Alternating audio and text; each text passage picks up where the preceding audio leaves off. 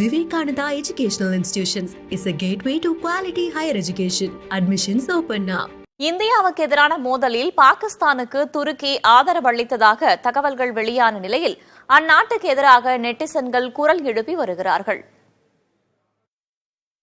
இந்தியாவின் ஆபரேஷன் சிந்தூருக்கு பாகிஸ்தான் பதில் தாக்குதலை நடத்திய நிலையில் அதற்கு துருக்கி நாடு ஆயுதங்களை தந்து உதவியதாக தகவல்கள் வெளியாகின. இந்நிலையில் பாய்காட் துருக்கி என்ற ஹேஷ்டேகின் கீழ் பதிவுகள் சமூக வலைதளங்களில் பரவி வருகின்றன.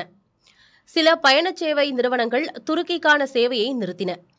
பலர் துருக்கிக்கு சுற்றுலாவுக்கு செல்லும் திட்டத்தையும் கைவிட்டதாக தகவல்கள் வெளியாகின. இதற்கிடையே துருக்கிக்கு ₹1 கூட இந்தியர்களின் பணம் செல்லக்கூடாது என்று நெட்டிசன்கள் சமூக வலைதளங்களில் பதிவிட்டு வருகின்றனர். துருக்கிக்கு நிலநடுக்கம் போன்ற இக்கட்டான காலகட்டங்களில் இந்தியா உதவியது என்றும், ஆனால் அதற்கான நன்றியை அந்நாடு நமக்கு காட்டவில்லை என்றும் பதிவுகள் இடப்பட்டு வருகின்றன. ஆன்லைன் ஷாப்பிங் நிறுவனங்கள் துருக்கி நாட்டில் தயாரான பொருட்களுக்கான முக்கியத்துவத்தை குறைத்துள்ளன. துருக்கியிலிருந்து இறக்குமதியான ஆப்பிள்களை விற்பனை செய்யாமல் புனேவில் உள்ள கடைக்காரர்கள் நிறுத்திக் கொண்டுள்ளனர். துருக்கியிலிருந்து ஆப்பிள் இறக்குமதி செய்ய முழுமையான தடை விதிக்க வேண்டும் என ஹிமாச்சல பிரதேச காங்கிரஸ் கட்சியினர் வலியுறுத்தியுள்ளனர். துருக்கிக்கு மார்பிள் கற்கள் ஏற்றுமதி செய்வதை நிறுத்த ராஜஸ்தான் மாநில வணிகர்கள் முடிவெடுத்துள்ளனர்.